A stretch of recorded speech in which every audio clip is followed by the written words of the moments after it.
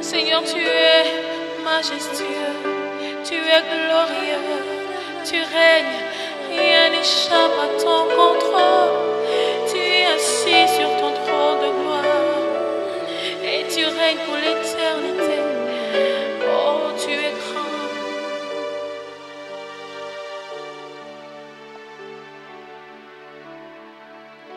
Il y a un nom au-dessus de tous les noms. C'est le nom de Jésus. La puissance est dans le nom de Jésus. La guérison est dans le nom de Jésus. Quel que soit l'état de ton cœur, quelle que soit la méchanceté qui prédomine dans ta vie, viens à Jésus. La puissance est dans son nom. Le pardon se trouve dans le nom de Jésus. Il est capable de restaurer ta vie. Même si tu es déjà atteint du coronavirus, là où tu es, le nom de Jésus est capable de te guérir. Invoque seulement le nom de Jésus et tu seras guéri. Il y a un nom au-dessus de tous les noms. Au-dessus de tous les noms. Au-dessus de ton nom. Rien n'échappe à son contrôle. Il est bon, il est merveilleux. Je connais ce nom. Je connais ce nom. De joie, il m'a fait don. De joie, il m'a fait don. Il est celui capable de te guérir, capable de te restaurer. Encore, il y a un nom, il y a un nom. Il y a un nom. Je ne sais pas au-dessus de ton nom, sur qui tu as basé ta foi, mais le nom de Jésus est au-dessus de tous les noms. Je connais ce nom. De joie, il m'a fait don. De joie, il m'a fait don. Si je le chante, telle en est la raison. De la force, de la force. De la force dans le nom de Jésus. Alléluia. De l'espoir dans le nom de Jésus. De la puissance dans le nom de Jésus. Si je le chante, si je l'adore, telle en est la raison. Encore de la force dans le nom de l'espoir, dans le nom de Jésus. De la puissance dans le nom de Jésus. Si je le chante, si je le chante, telle en est la raison. Là où tu es dit de la force, dans le nom de Jésus, de l'espoir, dans le nom de la puissance, dans le nom de Jésus. Si je le chante, elle en est la raison.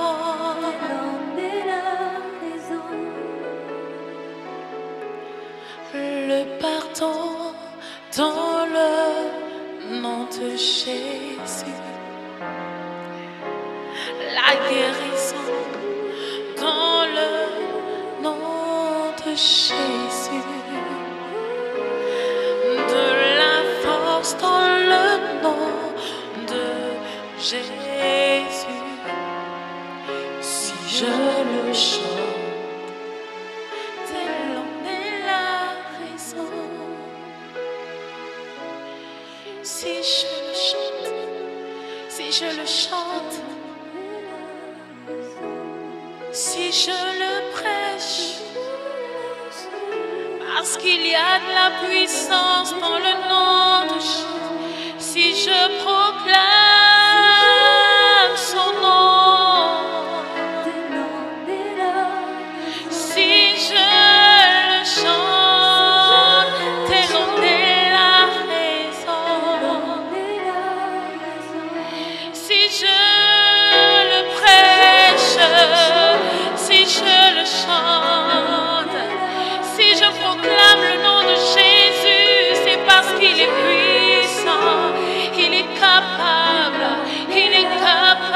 changer les cœurs si je le chante.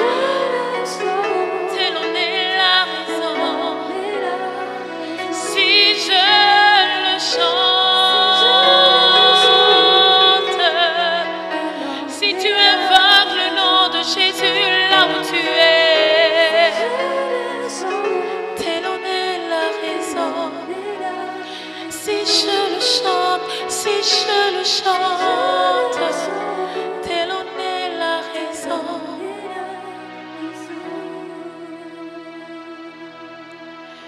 De la force dans le nom de Jésus, de l'espoir dans le nom de Jésus, de la puissance dans le nom de Jésus. Si je le crois, telle en est la raison. Alléluia, Alléluia, Alléluia. La puissance est dans son nom pour briser les chaînes de la malédiction, les chaînes de la maladie, les chaînes de ce virus. La puissance se trouve dans le nom de Jésus.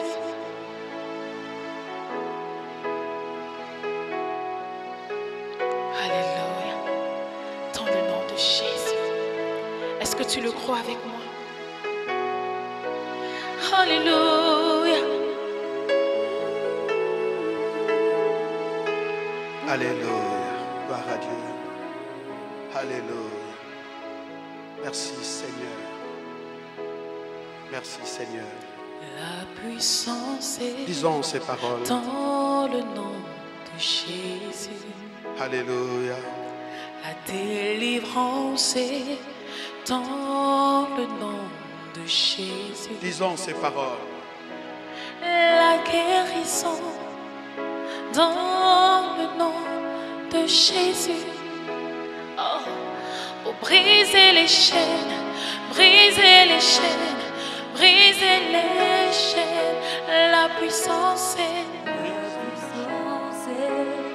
dans le nom.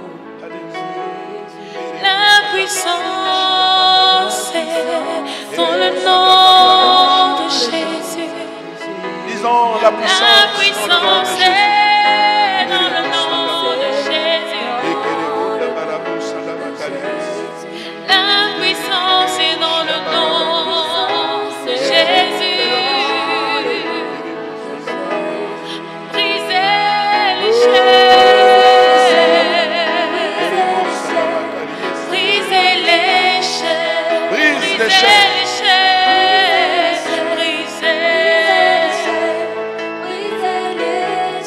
Brisez les chaînes.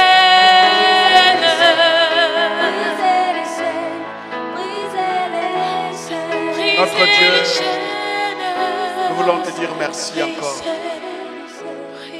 pour les chaînes que tu brises, pour la puissance qui réside dans le nom de Jésus-Christ, pour la grâce que tu nous fais, pour des milliers de personnes qui nous suivent, que tu bénis, Seigneur, pour ta protection dans cette nation, au nom de Jésus-Christ de Nazareth. Amen. Gloire à Dieu. Alléluia. Gloire à Dieu. Nous sommes dans notre culte de semaine. Nous sommes mercredi aujourd'hui et vous êtes nombreux à nous suivre chaque jour et chaque fois que nous avons l'occasion de le dire. Nous le disons pour que vous soyez encouragés, soyez bénis, abondamment bénis dans le nom de Jésus-Christ. Et nous sommes ensemble dans cette communion au travers de ce message. Nous voulons justement que vous sachiez que nous vous aimons énormément. Au-delà du contexte actuel du confinement, Notre Dieu est puissant. Il permet que nous soyons un en esprit. Et c'est donc dans cet élan de communion, nous demandons que la grâce du Seigneur vienne et vous visite. Bon confort d'écoute et surtout bénissez celui qui est juste à côté de vous, votre voisin.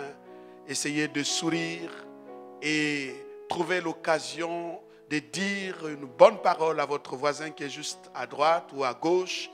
Je ne sais pas depuis quel endroit vous nous suivez, mais vraiment, soyez bénis.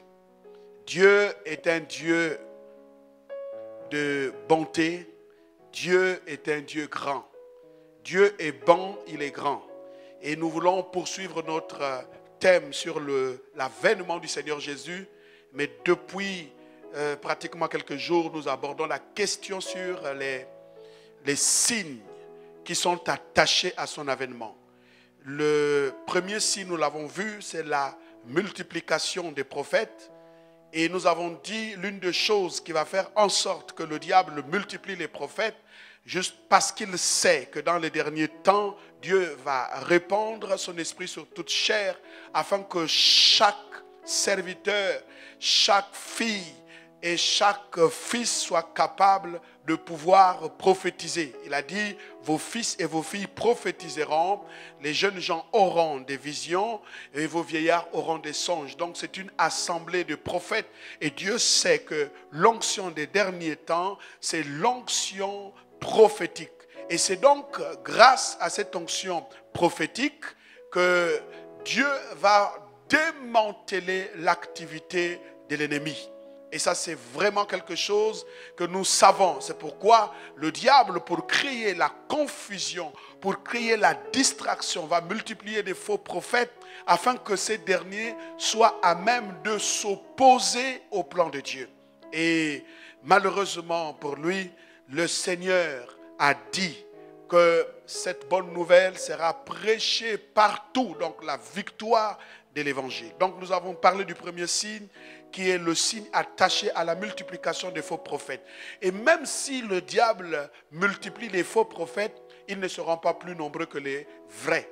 Parce que les vrais prophètes dans l'histoire de la Bible sont toujours plus nombreux que les faux. Alors donc nous pouvons nous réjouir. Alors que Jézabel avait 450 prophètes d'Astarté, 400 prophètes de Baal, mais le nombre n'était pas impressionnant face à celui que Dieu avait mis de côté. Donc le Seigneur avait mis de côté 7000 prophètes qui ne s'étaient pas compromis. Donc vous comprenez que les vrais seront toujours plus nombreux. Et même lorsque le diable a fait sa rébellion au ciel, souvenez-vous qu'il a entraîné un tiers. Donc même les démons ne sont pas plus nombreux que les anges. Les anges sont au plus grand nombre. C'est pourquoi un des prophètes majeurs dans la Bible va dire à son serviteur Géasi, il dit, ceux qui sont avec nous sont plus nombreux, sont au plus grand nombre que ceux qui sont avec eux. Donc ceux qui sont avec nous, je le répète encore une fois, au-delà de tout ce que nous sommes en train d'assister comme spectacle dans le monde, ceux qui sont avec nous sont plus nombreux que ceux qui sont avec eux. Et ce soir, alors, nous allons aborder le troisième signe. Alors, le deuxième signe, j'ai failli oublier que après le signe de la multiplication des faux prophètes, le deuxième, c'est l'apparition des épidémies. Et là, nous avons essayé de faire l'économie de cette pandémie. Nous avons dit, la Bible l'avait déjà annoncé. Nous avons expliqué c'est quoi une épidémie, c'est quoi une pandémie. Alors, une pandémie n'est autre qu'une épidémie qui arrive à atteindre un grand nombre dans un secteur, dans une circonscription géographique. Donc, et les épidémies sont aussi ici le signe attaché à l'avènement du Seigneur. Et quand nous avons lu un certain nombre de textes, les épidémies sont associées au jugement de Dieu. Alors, c'est ce qu'on appelle des signes. Avant l'avènement du Seigneur, il y aura ce qu'on appelle les premiers jugements, qui sont des jugements précurseurs ou alors précédant le grand jugement qu'on appelait le jugement du grand trône blanc. Donc, les jugements de Dieu peuvent passer par des épidémies, peuvent passer par des guerres. Donc, tous les signes manifestes ici, la plupart de ces signes-là sont liés au jugement de Dieu. Et donc, ici, vous devrez savoir que les épidémies sont bibliques, sont dans la Bible. Et je rappelle que la plupart des épidémies que nous avons lues la dernière fois sont liées au jugement de Dieu face à un comportement. Donc, rappelez-vous que lorsque nous avons découvert l'histoire de David, alors que l'ange de l'Éternel était en train de faire des ravages, c'était une épidémie qu'on appelle la peste à cette époque-là. Mais derrière cette épidémie, c'était le jugement de Dieu. Dans Apocalypse 6, nous voyons encore l'agneau qui va ouvrir les seaux et qu'il y a d'autres épidémies et d'autres situations. Et là, toujours, c'est le jugement de Dieu contre la terre. Et donc, le troisième signe que nous choisissons d'aborder aujourd'hui se trouve dans Matthieu chapitre 24 à partir du verset 12 que je vous invite à lire avec moi. Matthieu 24, 12, que dit la Bible? La Bible dit, et parce que l'iniquité se sera accrue, la charité du plus grand nombre se refroidira. C'est le troisième signe. Le refroidissement de l'amour et qui fait place ici à la méchanceté. Du moins, la croissance de la méchanceté qui a pour conséquence le refroidissement de l'amour. L'un des signes qui s'attache à l'avènement du Seigneur, donc avant que le Seigneur arrive, il faut qu'il y ait une montée exponentielle de la méchanceté. Donc la méchanceté va atteindre son paroxysme. Vous savez, c'est une illusion de penser que ce monde sera parfait un jour. Non, nous prédicateurs de l'évangile, nous sommes là comme les ouvriers du Seigneur, comme les héros. C'est-à-dire que des gens qui portent la voix du Seigneur, qui avertissent en fait sur le jugement du Seigneur. Notre rôle, c'est d'avertir. Notre rôle, c'est de rappeler. Mais le monde dans son ensemble, ce n'est pas le monde entier qui sera sauvé. Ce monde-là ne deviendra pas meilleur. Mais nous pouvons apporter ce qui est bien dans ce monde. Mais nous ne pensons pas que le monde deviendra parfait. Non, même nos prédications ne rendront pas ce monde parfait. Pourquoi? Parce que c'est écrit. C'est une prophétie, c'est une déclaration du Seigneur. Dans les derniers temps, la méchanceté va accroître. La méchanceté atteindra son paroxysme. L'homme deviendra de plus en plus méchant. Regardez les textes que j'aimerais lire avec vous pour que vous puissiez comprendre que ce qui arrive dans le monde ne peut pas nous étonner parce que nous savons prophétiquement, il est dit, ce sont des signes attachés à l'avènement du Seigneur. Prenons par exemple dans notre introduction pour comprendre le sens, bien sûr, de ce troisième signe qui est donc la méchanceté. Alors, ici dans Genèse chapitre 6, versets 1 à 8, que je vais vous inviter à lire, Genèse chapitre 6, versets 1 à 8. Genèse 6, verset 1 à 8, nous voyons que le genre humain va rentrer dans une grande corruption, donc ce qu'on appelle la corruption du genre humain. La Bible dit, lorsque les hommes eurent commencé à se multiplier sur la face de la terre et que des filles leur furent nées. Voici le verset 2. Les fils de Dieu virent que les filles des hommes étaient belles et ils en prirent pour femmes parmi toutes celles qu'ils choisirent. Verset 3. Alors l'Éternel dit, mon esprit ne restera pas à toujours dans l'homme, car l'homme n'est que chair et ses jours seront de 120 ans. L'homme n'est que chair, ses jours seront de 120 ans. Les géants étaient sur la terre. Donc le rapport entre les esprits et les hommes, cette rencontre va finalement aboutir à la manifestation, l'apparition des géants. Les géants étaient sur la terre en ces temps-là, après que les fils de Dieu furent venus vers les filles des hommes et qu'elles leur furent données des enfants. Ce sont ces héros qui furent fameux dans l'Antiquité. Les héros qui furent fameux dans l'Antiquité, qu'on a divinisés. Et le verset 5, l'Éternel vit que la méchanceté des hommes était grande sur la terre. Donc Dieu va constater que la méchanceté des hommes était devenue grande sur la terre, prenant des proportions inquiétantes. Et que toutes les pensées, regardez ce que la Bible dit, toutes les pensées des hommes à cette époque étaient inexorablement tournées vers le mal. Il dit, les hommes, la méchanceté des hommes était grande sur la terre et que toutes les pensées de leur cœur, c'est les pensées des cœurs, les cœurs non régénérés, se portaient chaque jour uniquement vers le mal. Quand on dit uniquement vers le mal, il n'y avait même pas possibilité d'un autre choix. C'était le choix unique, c'est-à-dire le mal. Nous en sommes presque là, où les pensées des hommes, si les hommes ne font pas attention, leurs pensées vont se diriger chaque jour uniquement, sans un autre choix, vers le mal. Quand vous regardez un peu ce qui se passe dans la plupart de nos pays, que ce soit des pays africains, que ce soit en Occident, c'est de la pure méchanceté. Les pensées du cœur de l'homme ne pensent que méchanceté, malice. Et c'est ce qui arrive. Alors, la Bible dit, l'Éternel se repentit d'avoir fait l'homme sur la terre. Vous voyez, il y a des jugements qui arrivent parce que Dieu regrette d'avoir fait l'homme sur la terre à cause de la méchanceté. Dieu n'a pas créé le mal. Le mal est un accident de parcours. Dieu est bon, dit la Bible, et le mal n'habite pas en lui. Donc celui qui est le mauvais, c'est le diable, c'est Satan qui est le mauvais. Alors c'est lui qui a introduit ce qu'on appelle le mal dans le monde. Et nous verrons cela. L'Éternel se repentit d'avoir fait l'homme sur la terre. Et il fut affligé en son cœur, comme pour montrer que Dieu ne souhaite pas, ne veut même pas voir le mal. Il n'aime pas le mal parce qu'il est affligé quand il y a la méchanceté. Alors vous savez, quand Dieu est affligé, quand il y a la méchanceté, il prend des mesures.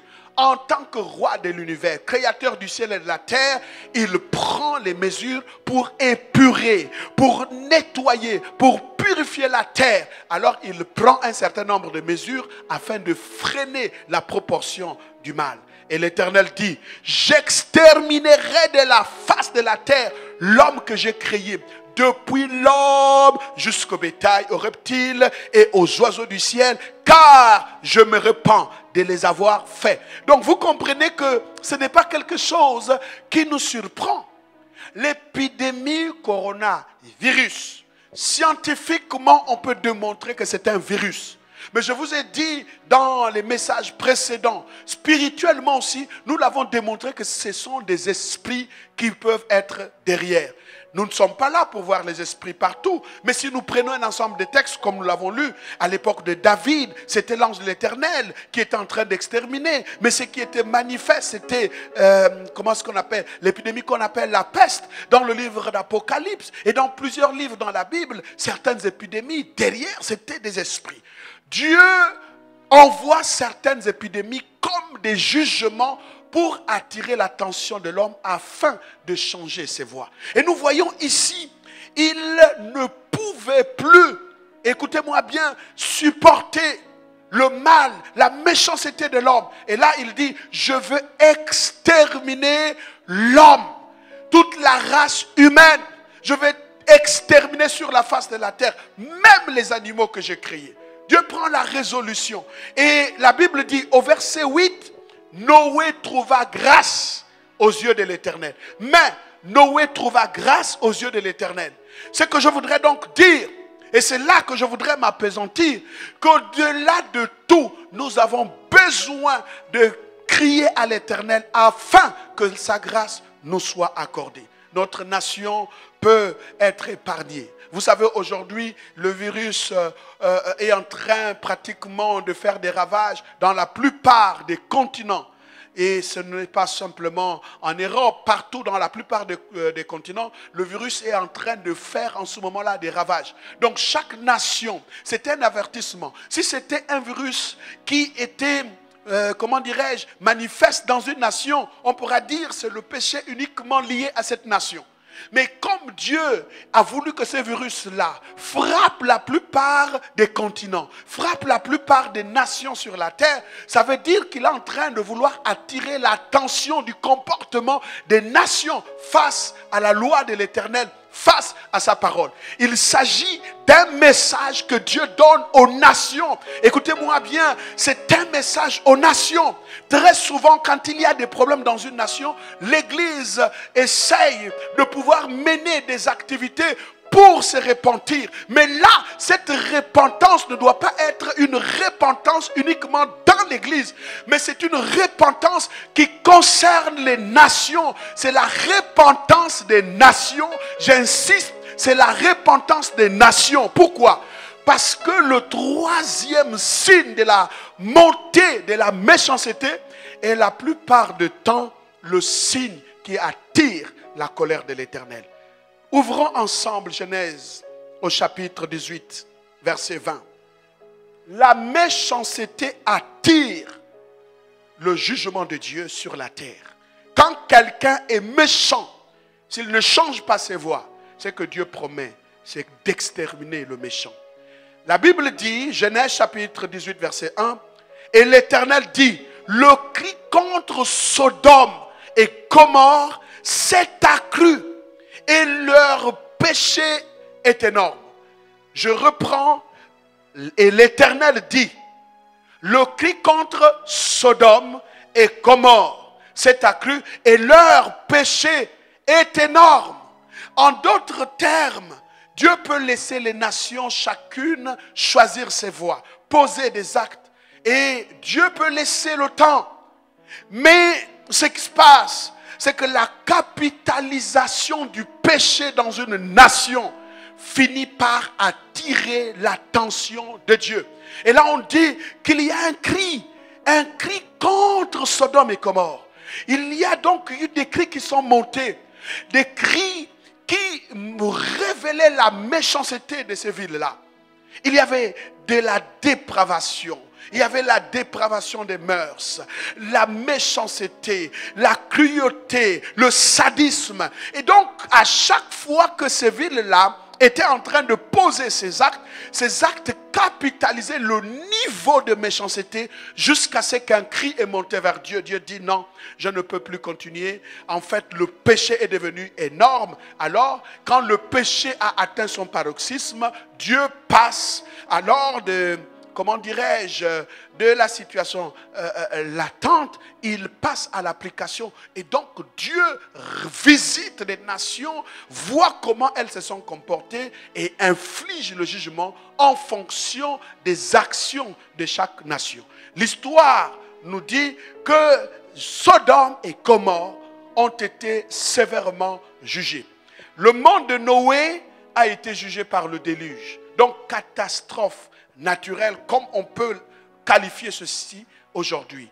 Le monde de Sodome et Gomorrhe a été jugé par le feu, un jugement divin par le feu. Et toutes ces villes ont été carbonisées. Et je ne sais pas qu'est-ce que Dieu choisira pour le monde actuel. Ce que je voudrais donc que nous retenions, le psaume 7, verset 11. Regardez, ce psaume est effrayant, mais extrêmement effrayant. Pourquoi? Parce que ici, je suis en train de rappeler que quand des situations arrivent dans une nation, on se dit, bon, c'est un problème lié à cette nation. Mais quand c'est en même temps toutes les nations sur la terre, choses qu'on n'avait jamais vues, sont concernées par la même situation, c'est que Dieu est en train de parler aux nations du monde pour que chacune d'elles revoit sa façon de fonctionner. Dieu a parlé aux nations par la crise. Ils ont dit, nous avons été tellement intelligents, on a mis les mécanismes économiques en place, eh bien, on s'en est bien sorti. Dieu a parlé par plusieurs moyens. Et cette fois-ci, Dieu parle par cette épidémie du coronavirus, quelle que soit son origine, qu'il soit un patrimoine de laboratoire ou non, quelle que soit son origine, quel que soit ce qu'ils ont mis en place, ou quelle que soit la façon à laquelle ce virus fait son apparition, une chose est vraie, c'est quelque chose qui attaque la plupart des nations. Et nous sommes encore venus pour parler comme des prophètes, des porte-paroles de Dieu, afin que chacune des nations de la terre prenne conscience. Je bénis Dieu pour les Américains qui comprennent que malgré toute leur technologie, ils ont besoin de crier à Dieu en instituant une prière nationale, une repentance, une façon de pouvoir crier à Dieu. Je bénis Dieu pour d'autres nations qui emboîtent le pas. Aujourd'hui, moi je parle à ceux de ma nation qu'on ne peut pas se taire. Il faut que tous s'intéressent pour dire c'est l'occasion d'ailleurs de parler d'une même voix et d'appeler Dieu à nous faire miséricorde. La Bible dit Noé trouva grâce aux yeux de l'Éternel. Je prie que tu trouves grâce aux yeux de l'Éternel. Je prie que le Gabon trouve grâce aux yeux de l'Éternel. Je prie que l'Afrique trouve grâce aux yeux de l'Éternel et que par devers tout le monde entier, partout où les gens vivent la peur, trouve grâce aux yeux de l'Éternel. Le psaume 7 verset 11 me dit, Dieu est un juge. Toi qui m'écoutes, sache-le que Dieu est un juge. Un juge a pour fonction de juger, d'établir la justice, de faire en sorte que le coupable soit trouvé coupable, qu'il soit puni, et que celui qui est innocent soit justifié, qu'il soit épargné. Dieu est un juge. Dieu est un juge. La difficulté que nous avons, Dieu n'est pas juge sur un quartier, non, sur une personne, non. Dieu est le juge de l'univers, le juge de toute la race humaine, le juge de toute la terre. Dieu est juge, dit la Bible. Dieu qui est juge, la Bible dit, Dieu s'irrite en tout temps. C'est effrayant ce passage. On dit Dieu s'irrite en tout temps. Comment quelqu'un va être en colère en tout temps? C'est Dieu.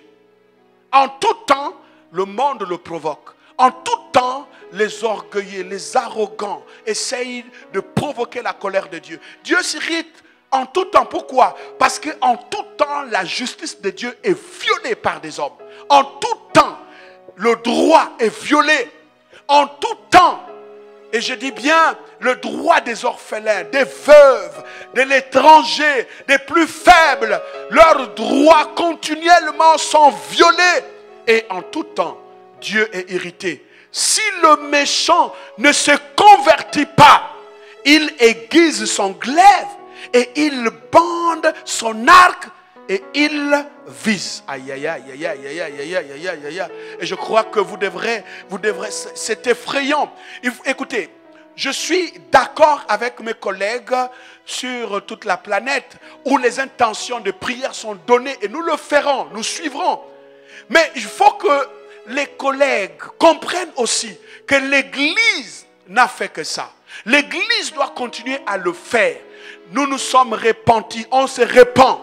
Mais il est temps que les voix s'élèvent pour que l'Église attire l'attention de la plupart de nos nations, ceux qui dirigent les nations, ceux qui dirigent les administrations centrales, les administrations publiques, ceux qui sont dans les tribunaux. Partout, il y a une hausse de responsabilités pour dire qu'il y a eu trop de méchanceté et qu'il est tout à fait normal que tous ensemble on puisse comprendre. Ce n'est pas un problème de l'Église, c'est un problème national, c'est une affaire de toute la nation.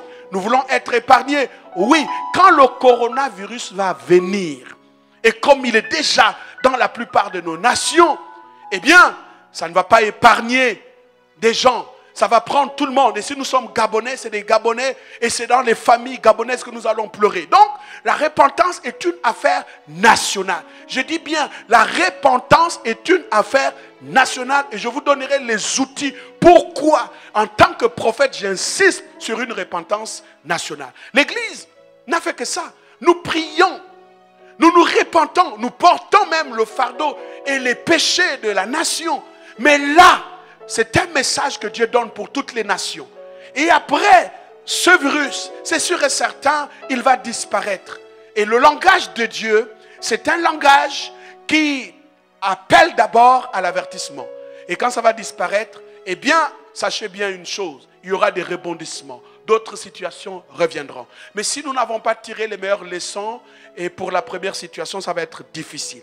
Alors, je pensais qu'il était important en découvrant. Écoutez, il dit, si le méchant ne se convertit pas, et là c'est la conversion du méchant. Pourquoi je prêche l'évangile? C'est pour attirer l'attention du méchant. Pourquoi je parle? C'est pour que le méchant puisse découvrir les voies de Dieu. Parce que quand nous prions dans nos églises, quand nous essayons de faire un certain nombre de choses, nous nous répandons dans nos églises. Les méchants continuent à devenir méchants, continuent à faire le mal, ils n'apprennent rien. Alors, ils progressent dans leur mal. Et donc, nous avons tout intérêt de rappeler à la plupart de nos nations, nous rappelons que c'est une repentance qui doit partir du sommet jusqu'à la base et de la base du sommet pour que Dieu puisse s'apaiser. Alors, c'est pour cela, quand je lis ce texte, ça m'effraie. On dit que Dieu est en colère en tout temps. Dieu est un juge et il s'irrite en tout temps. C'est le texte qui dit, et qu'est-ce qu'il fait?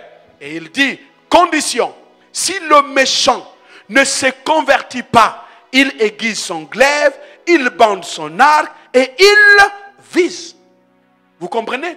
Et qu'est-ce qu'il vise? L'arc de l'Éternel. La flèche qu'il vise là, ce n'est pas une flèche entendue comme telle. Ça peut être l'épidémie, ça peut être une guerre, ça peut être une maladie quelconque, ça peut être une autre calamité. Pourquoi? Parce qu'il veut que le méchant change. Troisièmement, au verset 13, il dit, il dirige sur lui les traits meurtriers. Il rend ses flèches brûlantes. C'est Dieu. Tous, vous devrez lire ce passage parce qu'il est en réalité non seulement effrayant, mais aussi c'est un passage qui attire notre attention. Comment définir la méchanceté? Qui déjà prophétiquement, Jésus dit qu'elle devrait accroître. Même si la méchanceté accroît, vous n'êtes pas obligé d'être méchant. Vous n'êtes pas obligé de se reconnaître dans ce mal.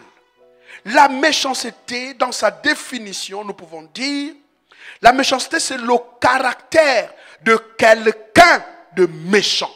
Le caractère de quelqu'un de méchant. L'âme qui est totalement noire. Volonté de nuire, de faire du mal, agir par pure méchanceté. Caractère. Donc la méchanceté, c'est quelqu'un qui a la volonté de nuire. Vous imaginez, il y a des gens qui ne vivent que pour nuire. Nuire aux intérêts des autres. Nuire à la vie des autres. Nuire à l'avancement de la nation. Nuire à la société. Nuire aux autres. Ça, c'est de la méchanceté. Or, ces choses, ce sont ces choses-là qui attirent la colère de Dieu. Vous savez que les moqueurs se disent parce que Dieu s'est tu, on se dit, bon, de toutes les façons, Dieu n'existe pas. Mais aujourd'hui, quand on voit avec le coronavirus, je pense que les gens devraient apprendre la meilleure des leçons. Même si ce sont des hommes qui ont mis cela. C'est pour vous montrer combien Dieu est grand. Parce que Dieu est plus grand que ta conscience. Dieu est aussi plus grand que le monde entier et ce qu'il renferme. Donc, la méchanceté aussi, c'est le caractère méchant, malveillant d'un acte. Non seulement la méchanceté, c'est le caractère de quelqu'un de méchant, dont la volonté est de nuire à tout prix et de faire du mal, agir par pure méchanceté. Mais aussi, la méchanceté est le caractère méchant, malveillant d'un acte et d'un propos. Vous savez, il y a des gens, quand ils vous parlent, vous pouvez sentir le caractère malveillant de propos qu'ils vous adressent. Parce que le cœur est totalement noir. Et c'est pour cela que ces genres de personnes ne doivent pas exister dans la société. Parce que quand un méchant est quelque part, les gens gémissent. Le méchant n'a pas d'égard, n'a pas d'état d'âme. Ce qu'il fait, c'est ce qui le rend heureux. Il est heureux de voir des gens souffrir. Il est heureux de voir des gens pleurer. Il est heureux, il est content de savoir que tu passes par des malheurs, même quand c'est lui qui est à l'origine. Donc, c'est la cruauté, la dureté du cœur la malveillance, la noirceur, la scélératesse, la malice. La méchanceté est le caractère de celui qui fait le mal intentionnellement et si complet. Ça veut dire qu'il le fait, il sait que ce que je suis en train de faire, c'est le mal. Il l'a conçu. C'est pour ça que la Bible parle du diable comme le méchant, parce que c'est lui qui a conçu le mal et qui ne vit que dans le mal et qui ne fait que le mal. Et il a beaucoup de disciples qu'il est en train de susciter. Le mal va accroître. De plus en plus, on va voir des hommes méchants faire leur apparition. S'il vous plaît, vous n'êtes pas obligé de faire partie de ces gens-là. Parce que c'est quelque chose qui attire la colère de Dieu. C'est quelque chose qui appelle le jugement de Dieu. C'est pourquoi nous avons beaucoup de catastrophes naturelles, comment est-ce qu'on appelle, beaucoup de malformations, de déviances. Pourquoi? Parce que le méchant est là juste pour le mal. Donc, il s'y plaît. Comment vous allez comprendre que quelqu'un qui voit l'autre souffrir, il est content, il lui inflige encore 2 fois plus de souffrance? Faites attention quand vous avez quelqu'un qui dirige une petite unité et qu'il a un petit pouvoir sur vous. Et s'il est méchant, il va aimer plutôt vous faire souffrir. Et c'est ça qui retarde le progrès, qui détruit, comment dirais-je, des avancements. C'est ça qui fait en sorte qu'une nation soit retardée et que des choses ne se développent pas. Ce comportement qui n'est pas très souvent au service de son semblable. Et c'est pourquoi on ne peut pas s'étonner aujourd'hui de voir tout ce que nous sommes en train de voir. Ça, ce n'est qu'un début. D'autres choses vont arriver. C'est pourquoi, en tant que prédicateur, je rappelle que vous pouvez revoir votre façon de faire. Tu n'es pas obligé d'être méchant, de mourir méchant. Non! Dieu appelle le méchant à changer sa voie, à changer de comportement. Donc, la méchanceté dans le Nouveau Testament, c'est poneria, qui signifie dépravation, iniquité, mauvais dessein, mauvais désir, les désirs du méchant. En bref, la méchanceté, c'est la manifestation de la puissance du désordre. Là où il y a la méchanceté, il y a le désordre, le chaos, il y a le désert, il y a la destruction. Donc la méchanceté, c'est la destruction, c'est la puissance de la destruction. Parce que là où est le méchant, il détruit, il égorge, il détruit, il tue. Et donc, c'est la puissance de la mort. C'est ça la méchanceté. Cette méchanceté que je voulais donc ici, rapidement, petit à petit, vous dire que cette méchanceté-là, aussi longtemps, qu'elle est quelque part juste en termes de définition, mais vous ne pouvez pas ressentir cette méchanceté. Donc la méchanceté prospère sur des domaines bien précis. La méchanceté a sa cour. La méchanceté, comment dirais-je, a ses actes. Nous avons dit, la méchanceté aussi, c'est des propos méchants. Non seulement des propos méchants, mais c'est des actes. Alors nous allons voir quelques actes de méchanceté dans certaines cours. Alors, les actes de méchanceté, par exemple, dans les tribunaux. La Bible nous dit clairement que celui qui absout le coupable pour condamner l'innocent, en fait, voici des choses qui attirent la colère de Dieu. Je vais parler de façon pratique. Aujourd'hui, par exemple, dans la plupart des tribunaux, que ce soit des tribunaux, la Cour internationale et les tribunaux nationaux, il y a un problème pour ces tribunaux-là de rendre justice convenablement. Vous imaginez un instant que celui qui n'a rien fait est jeté en prison et celui qui a fait toutes ces choses est dehors. Comment pensez-vous, messieurs le juge, messieurs le président, je ne sais pas, de la cour ou le procureur, tu es assis avec ta conscience quand tu sais que l'innocent est celui qui est condamné, jeté en prison et que le coupable est clairement dehors. Comment pensez-vous que Dieu ne puisse pas intervenir pour appliquer et imposer sa justice? Dans les tribunaux de la plupart des pays, il y a une faiblesse. C'est que la justice n'est pas rendue de façon équitable.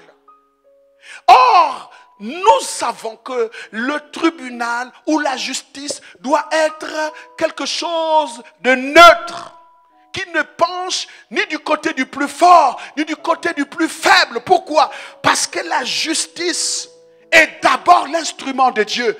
La justice caractérise la nature de Dieu. Quand elle est mal rendue, c'est Dieu qui est irrité et c'est Dieu qui est affligé. Comment vous imaginez, dans certains pays, nous avons la grâce de voyager et que certaines sociétés qui ont des moyens, alors qu'il y a des gens qui ont travaillé 20 ans, 30 ans, quelqu'un a travaillé, on ferme la société et on n'est pas capable de payer les droits de cet homme-là. Et encouragé par la justice, qui prennent le côté du plus fort parce qu'ils perçoivent quelque chose. On a vu ça dans d'autres nations. Chez nous, ces choses-là ne sont peut-être pas encore arrivées. C'est regrettable. C'est regrettable de voir que des sociétés pétrolières, des chefs d'entreprise qui ont des moyens, qui ne sont pas capables de payer les droits des travailleurs, des gens qui ont investi leur vie il y a des années, qui sont des chefs de famille, qui ont des enfants, et quand ils vont au tribunal, une instance qui est censée être neutre, quand le droit est rendu, c'est en faveur de celui qui est coupable. Ce n'est pas normal, ce n'est pas juste. Voici des choses qui attirent la colère de Dieu. Nous devons changer. C'est une responsabilité historique pour l'honneur et pour l'histoire. Des hommes du tribunal, des hommes de justice doivent savoir qu'ils sont serviteurs de Dieu parce qu'ils servent la justice. Voici des endroits où, dans certains pays, il suffit d'avoir d'argent. Voyez vous-même, on nous parle de la Cour pénale internationale. Vous savez bien que c'est tout un mensonge. Quels sont ceux qui ont été convoqués et qui sont condamnés pour des crimes de guerre? Pas toutefois ceux qui les ont commis. Et ça, c'est la justice internationale. Donc, comment vous pensez que le monde, quand des gens veulent rendre la vérité n'est plus rendue. Ça veut dire que le mensonge est plébiscité à la place de la vérité et on s'attend à ce que Dieu rit. C'est pas normal. Et on nous dit, ce sont des gens qui, la plupart, nous ont colonisés, la plupart qui ont écrit des grandes chartes de droits internationaux. Je regrette que le monde entier n'arrive pas à rendre de façon équitable le droit. Pas parce qu'ils ne savent pas que la justice est du quel côté, c'est parce qu'ils ont choisi d'être du côté de l'iniquité. Voici des choses. Je parle à la communauté internationale. Je parle à plusieurs institutions qui sont capables de rendre le droit, de rendre la justice, de pouvoir réhabiliter la vérité. Malheureusement, ce n'est pas le cas. Et vous pensez que Dieu ne peut pas s'irriter. Les actes de justice, un père de famille est jeté en prison parce que quelqu'un a la haine, juste parce qu'il a le pouvoir, il peut le faire. Et il oublie que cet homme a une famille. Il oublie que cet homme a des enfants. Il oublie que cet homme a une carrière. Au nom de son égoïsme, de sa méchanceté, il détruit la vie d'une personne et de toute une génération. C'est la méchanceté. C'est être méchant. Vous pensez que l'église, ok, nous allons faire le deuil, nous allons prier, nous allons nous repentir. Et il y a des méchants qui parcourent la terre, qui sont libres. Il faut que ce message soit parvenu aux méchants pour qu'ils prennent la décision de changer ou non. La méchanceté dans des endroits, par exemple les actes de méchanceté dans des hôpitaux. Aujourd'hui, ça devient grave. Nous avons aujourd'hui, par exemple, la situation du coronavirus. Nous voulons apprécier les efforts des Chinois, les efforts des Italiens et peut-être même de la France et d'autres. Mais ce qui a fait que les Chinois, les Italiens puissent être capables de vaincre la situation, plus particulièrement pour les Chinois, c'est l'amour du travail bien fait et l'amour de la vocation, l'amour de la patrie. Même si aujourd'hui les gens veulent se cacher derrière certaines situations, mais nous sommes conscients. Combien de parents gabonais ont perdu leurs proches parents, ont perdu leurs membres, un membre de la famille, parce qu'il y a eu une telle négligence à l'hôpital. Comment vous imaginez, quelqu'un est souffrant, il est là en train de partir devant vos yeux, et qu'il y ait une certaine indifférence affichée par la plupart du personnel de santé. Les gens perdent leur famille, pas parce que la personne devrait mourir, juste parce qu'il y avait la négligence. Personne ne travaille pour l'amour de la patrie. Personne n'est là parce qu'il doit le faire. Il aime son travail, c'est sa vocation. Non, on est juste venu là parce que ça peut nous donner un travail. C'est un travail où on peut régler certaines de nos situations, de nos besoins. Et donc, ce qui fait que les dégâts sont énormes. Vous pouvez le témoigner. Que la négligence dans la plupart de nos hôpitaux, encore aujourd'hui avec la présence du coronavirus, chacun veut épargner sa peau. Où sont le personnel de santé, des gens qui sont venus pour se sacrifier, pour dire d'abord la nation et mon semblable, les compatriotes, vous devrez faire le travail. Béni soit Dieu pour ceux qui ont la conscience professionnelle, qui le font encore. Je ne parle pas à tous. Mais nous avons la plupart des temps décrié le niveau de négligence du travail rendu dans la plupart de nos hôpitaux où les gens meurent par négligence. Le malade arrive, on l'abandonne, il gît là jusqu'à ce qu'il passe de vie à trépas sans que ça n'inquiète personne, sans que ça n'attire ici l'attention de personne. La pitié, la miséricorde, le cœur a disparu. C'est ce que la Bible dit. À cause de la croissance de la méchanceté, alors la Bible dit clairement, l'amour du plus grand nombre se refroidira. Combien sont aujourd'hui les médecins, peut-être pas chez nous, ailleurs, où ils peuvent diriger les malades dans leur clinique, parce qu'aujourd'hui chaque médecin a sa clinique. Et bon, quelqu'un qui ne devrait pas passer par la césarienne, on lui impose la césarienne parce que ça paye bien et on le dirige ou on la dirige dans une clinique parce qu'il faut que ça aille là-bas. C'est de la méchanceté. Parce que tout le monde n'a pas de moyens pour payer dans les cliniques. Et Dieu qui voit ces actes-là ne peut pas continuer à se taire. Et vous savez, ce qui est grave avec le méchant, non seulement le méchant attire la foudre de Dieu sur lui, mais aussi le méchant expose sa postérité. Et je voudrais dire, si nous voulons avoir une nation propre et responsable, il faut qu'il y ait des gens qui ont le cœur des choses qu'ils font pour que nous puissions être capables de pouvoir contourner. D'abord, que tu sois chrétien ou pas, Dieu juge le travail que tu fais. Dieu sait que c'est toi qui as prêté serment, n'est-ce pas? Pour les médecins, c'est le serment d'Hippocrate. Et pour les juges, chacun, quand vous prêtez serment là, vous ne le faites pas devant des hommes qui vous regardent, vous le faites devant Dieu, comme un pasteur prête serment devant Dieu, en présence de son assemblée. Il faut qu'on se ressaisisse. Il faut que la méchanceté, alors, soit quelque chose qui n'existera plus. En fait, il faut que le Gabon, les pays africains arrivent à ce qu'on dise méchanceté zéro. Troisième acte de méchanceté, c'est dans des milieux politiques. Voilà encore d'autres milieux.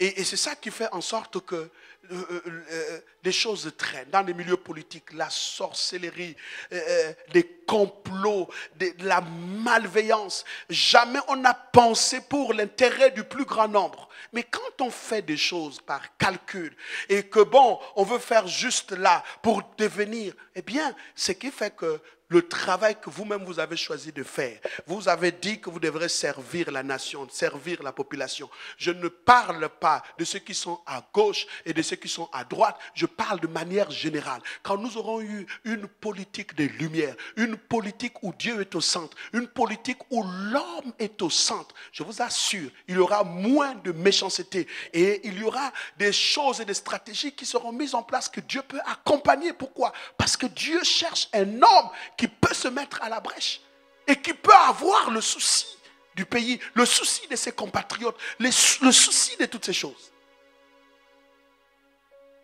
La colère de Dieu vient, mais ça vient sur ce genre de comportement. Les actes de méchanceté Également, nous avons, qu'est-ce qui a détruit la plupart des pays africains? Mais c'est la politique internationale. Cette politique internationale qui a bien voulu, en fait, créer des guerres dans la plupart des pays africains pour profiter de leurs richesses. Vous pensez que Dieu ne va pas régler cette question? Vous pensez que Dieu, quand il voit toute cette méchanceté-là, comment des gens partent de leur pays parce qu'il faut aller créer la guerre dans un autre pays et faire en sorte que les richesses de ce pays-là leur parviennent pour que leur population soit bien, qu'ils ont le meilleur système social, le meilleur système d'assistance sanitaire. Et qu'on continue. Aujourd'hui, on a le coronavirus, il nous manque même des moyens. On se demande comment on peut faire. Pourquoi? Parce que la plupart de ces pays-là, les Occidentaux, la France et ses alliés ont mis la main et aujourd'hui, on déplore. Béni soit Dieu pour des politiques africaines de plus en plus qui commencent à prendre conscience. Mais c'est la politique internationale qui a retardé l'Afrique. C'est la politique internationale qui a envoyé certains politiciens qui avaient la clairvoyance. Ils ont préféré les enfermer parce que ça arrangeait leurs intérêts. C'est de la méchanceté. Vous savez, nous avons dans la plupart de nos pays africains, voilà, vous avez De Gaulle qui est vu comme un homme, comme un héros. Mais De Gaulle, c'était un méchant. Ce sont eux qui ont mis ce qu'on appelle la politique de la méchanceté contre la plupart des pays africains. Et aujourd'hui, on ne peut plus se soigner tranquillement, on ne peut plus avoir la liberté de faire telle ou telle chose parce que justement, les économies ont subi la méchanceté, la cruauté. Quand je pense à l'histoire du Nigeria, où la France a fabriqué des chapeaux à cause du pétrole, et vous imaginez, créer toute une guerre juste parce qu'il fallait mettre la main. C'est de la méchanceté. Vous savez que les pays les plus faibles, des gens qui n'ont pas de force, leur justice viendra de Dieu. Et quelquefois, vous allez penser que vous avez des guerres. Le temps va arriver où les armes de guerre et toutes ces choses n'auront aucun sens. Parce que Dieu agira. Même pour défendre le faible. Dans des familles, on retrouve également la méchanceté. Des gens de la sorcellerie, on peut tuer quelqu'un pour rien. Et comment nous ne pensons pas que Dieu puisse agir. Alors, il y a tellement des choses à dire. Comment donc faire? Avant de vous parler des causes et des conséquences, la première chose, c'est Daniel chapitre 4, verset 27. Daniel chapitre 4, verset 27. Daniel chapitre 4, verset 27. Comment nous pouvons sortir des conséquences de la méchanceté? La Bible dit, c'est pourquoi, ô roi, puisse mon conseil te plaire, mets un terme à tes péchés en pratiquant la justice.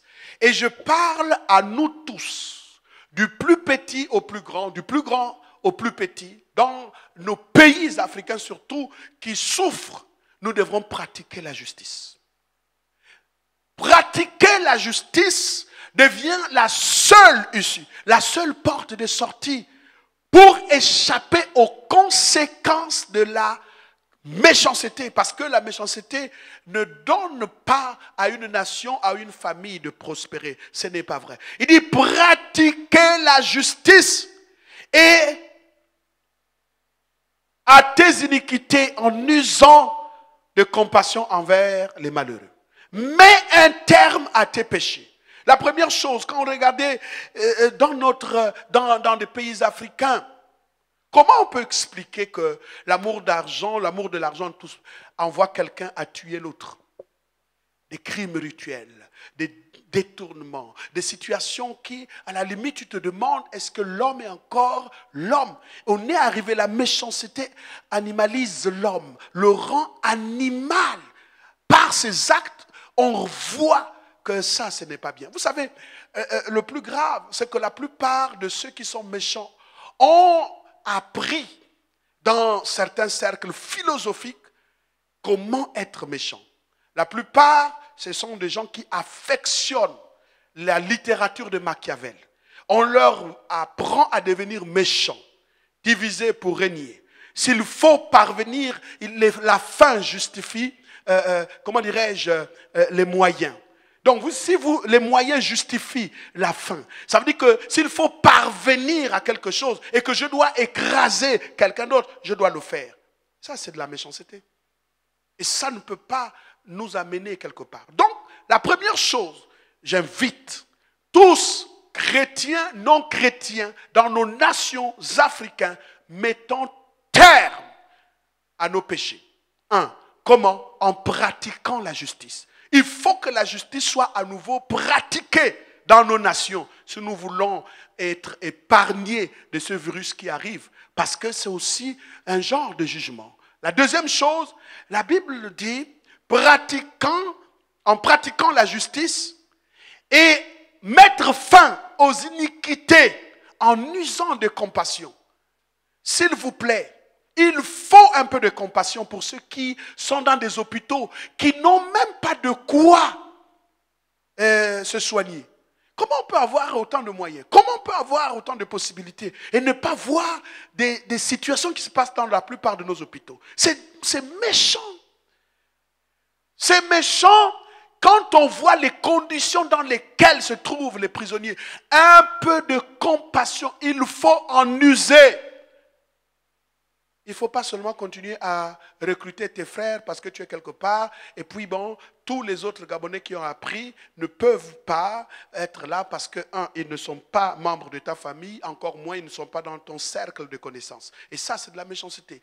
Nous devrons être serviteurs des autres. Cette question sur la méchanceté, nous allons poursuivre ça et nous donnerons des moyens comment nous allons prier. La première chose que je voudrais donc dire, partage ce message à tes amis, à tes frères, nous ne savons jamais. Il faut que tout notre pays reçoive ce message de manière à ce que nous prenions conscience. Le méchant qui est dans ta maison a besoin d'entendre ça. Le sorcier qui est dans la rue a besoin d'entendre ça. Celui qui pratique des actes de méchanceté a besoin d'entendre ça.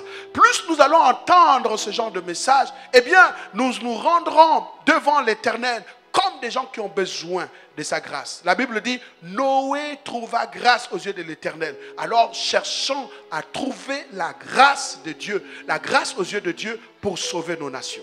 Vendredi, nous allons donner des sujets de prière. Mais il est important de rappeler que les méchants doivent changer. La Bible dit que Dieu ne veut pas la mort du méchant, mais il veut que le méchant change sa voie. Si ce message te parvient et que là où tu es, tu pratiques la méchanceté, eh bien, je te conseille, comme Daniel a conseillé au roi, de changer. Ayez un peu le cœur humain. Que Dieu bénisse notre nation. Nous serons un, implorons la grâce du Seigneur. Païens comme chrétiens, nous pouvons nous mettre ensemble. Quand je dis païens comme chrétiens, pour l'intérêt de la nation, vous pouvez implorer la grâce du Seigneur pour que le sang des innocents sacrifié sous l'autel de l'égoïsme soit réparé, pour que les injustices dans les tribunaux, les gens qui sont morts à l'hôpital alors qu'on pouvait prendre en charge ces personnes-là, la négligence, tout ce qu'on fait, des actes de sabotage, alors ça peut changer. Si le pays doit aller loin, il faut restaurer des piliers, des valeurs, valeurs du travail, valeurs de la justice. Sans la justice, nous ne pouvons pas avoir des investisseurs. Parce que l'investissement vient là où la justice peut être donnée équitablement. Parce que c'est le socle de la protection du plus faible comme du plus fort. Que Dieu vous bénisse. Alléluia. De ta volonté, Seigneur, plus de toi. Les causes. Plus de toi, Seigneur, plus de toi. Plus de ta ressemblance, plus de toi. Plus de discernement de ta voix, de ta volonté. Seigneur, plus de toi, Plus de toi, Seigneur, plus de toi, plus de toi, ta ressemblance, plus de toi, plus de plus discernement de discernement de ta voix, de ta de volonté, ta volonté. Seigneur.